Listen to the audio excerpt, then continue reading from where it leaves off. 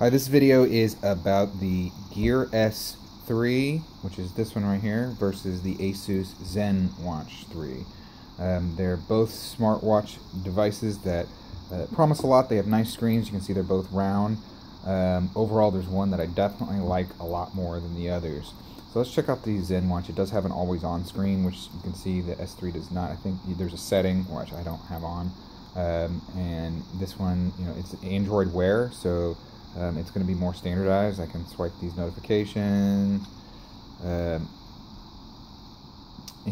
then we go here. This is, it syncs, and I can get my weather. This is just one of the many faces that you have. And then I think if you go here, there's sort of like all the different apps right here. The Gear S3 works differently.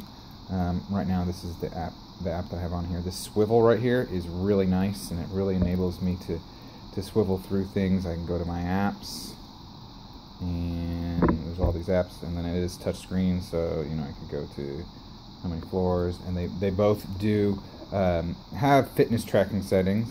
The S3 has auto heart rate monitor, while the Zenwatch does not. The Zenwatch generally is not as good of a fitness tracker. They both do sleep tracking. Here, let's also look at the size difference. I believe the S3 is a bit bulkier. Let's see, try to get them in the same place. You can see there. Let's see if we can zoom in or get a nice good look.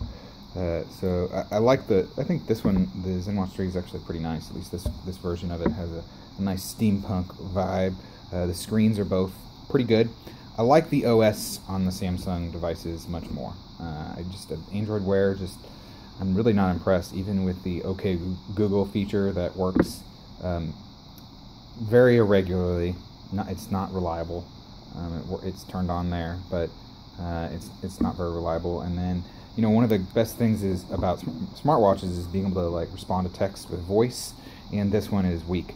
Basically, when you respond, you talk into it, and then it sends it right away. It doesn't confirm with you, which is kind of seems like a really silly oversight. Hopefully, Android Wear 2.0, which hasn't been updated to yet, as far as I know, fixes that issue. Well, with this one, it just seems more smooth, and this rotating bezel is really useful. Think about how fast I can go through this versus swipe, swipe, swipe, swipe, swipe, swipe. I mean, it's just so much more convenient.